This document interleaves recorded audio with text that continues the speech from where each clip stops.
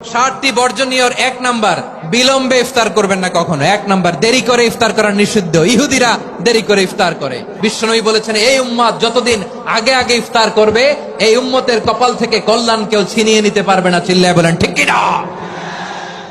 আজানের জন্য বসে থাকবেন না, সময় দেখবেন।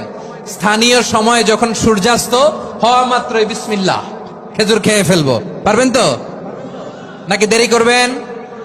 2 নাম্বার, রমাদানের পবিত্রতা বজায় রাখবো। কোন তর্ক বিতর্ক অশ্লীলতায় আমরা জড়াবো না, ঝগড়া করবো না, সরাসরিও না, ফেসবুকেও না। করবেন? কেউ গালি দিলে বলবেন ইন্নী ইমরুউন সায়েম, আমি রোজাদার। আল্লাহর হাবিব শিখিয়েছেন, কেউ যদি তোমার গালি দেয়, কটু কথা বলে, অশ্লীল কথা বলে, রমজানে তুমিও বলতে পারবে না। তুমি বলতে পারবা ইন্নী ইমরুউন সায়েম, আমি রোজাদার। আজকে থেকে নিয়ত করেন, রমজানে কেউ গালি দিলে আপনি একটা গালি দিবেন নাকি? কি বলবেন? রোজাদার, রমজানের পবিত্রতা আমি ভঙ্গ করতে পারবো না। অশ্লীল নাটক সিনেমা আমরা দেখবো না। ব্যাড হ্যাবিট থাকলে রমাদানে এটা ছাড়ার মহা সুযোগ। স্মোকিং এর অভ্যাস আছে অনেকের, ঠিক কিনা? চাপাই নবাবগঞ্জে আপনারা স্মোকিং করেন? ইয়াদা কাওলা যুরি ওয়াল আমালা বিহি ফালাইসা লিল্লাহি হাজাতুন ফি আইয়াদা তাআমাহু ওয়া শারাবা। যে রমজানে মিথ্যা কথা, মিথ্যা কাজ, মিথ্যা সাক্ষী ছাড়তে পারে নাই, তার না খেয়ে থাকা, উপবাস থাকা দিয়ে আল্লাহর কিছু যায় আসে না। এজন্য মিথ্যার সাথে আমাদের কোনো সম্পর্ক আছে? মিথ্যা বলবো না। 4 নাম্বার, অপচয় করব না। ইন্নাল মুবাযযিরিনা কানু ইখওয়ানাশ শায়াতিন ওয়া কানা শাইতানু লিরাব্বিহি কাফুরা। অপচয়কারী শয়তানের ভাই। আচ্ছা, যে শয়তানের ভাই ও নিজেও আরেকটা কি? শয়তান। যে শয়তানের ভাই ও নিজেও আরেকটা কি? অপচয় করবো না। ইফতারি করতে যে আমরা অনেকে অপচয় করি, এগুলো করবেন আপনারা না। অপব্যয় করবো না। 5 নাম্বারে, রিয়া, লোক দেখানো ইবাদত আমরা করবো না।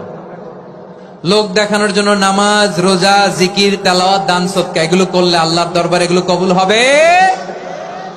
বিশ্বনবী বলেন, দাজ্জালের ফিতনার চেয়ে একটা বড় ফিতনার ভয় আমি করি। সেটা কি? আর রিয়া, শো অফ মেন্টালিটি, লোক দেখানো মানসিকতা। এটা থেকে আমরা বিরত থাকবো ইনশাআল্লাহ। 6 নাম্বার, অনেক গুরুত্বপূর্ণ। ব্যবসায়ী ভাইয়েরা, ব্যবসা করেন কারা কারা? হাত তুলে দেখান তো আমারে। মাশাআল্লাহ, হাত নামান। ব্যবসায়ী ভাইয়েরা, অনেক অসাধু ব্যবসায়ী আছে, রমজান আসলে নিত্য প্রয়োজনীয় পণ্যের মূল্য বৃদ্ধি করে দেয়। এরকম আছে না নাই? এগুলো করবেন না। মজুদদারি করবেন না। পণ্যের কৃত্রিম সংকট বাজারে করবেন না। আপনি লাখ টাকা কামায়া ভাবছেন যে রোজাদারদের কষ্ট দিয়ে ধনী হবেন। এমন রোগ আল্লাহ আপনারে দিবে, কোটি টাকা দিয়েও আপনি হাসপাতালের বিল পরিশোধ করার ক্ষমতা আপনার হবে না। খবরদার। শেষ বয়সে দেখবেন কি কষ্ট আপনার হয়। আপনি রোজাদারদের কষ্ট দিচ্ছেন, আল্লাহ আপনার সুখে রাখবে? আল্লাহর দোহাই লাগে, আমার ব্যবসায়ী ভাইয়েরা এটা করবেন না। আরব বিশ্বে আমরা দেখেছি, আরব বিশ্বের ব্যবসায়ীরা সারা বছরে ব্যবসা করে, রমজানে ভর্তুকি দেয়।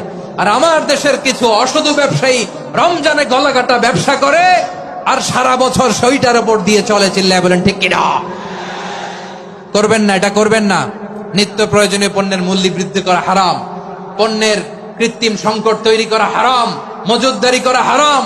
রোজাদারদেরকে কষ্ট দেয়া হারাম। এটা করবেন না।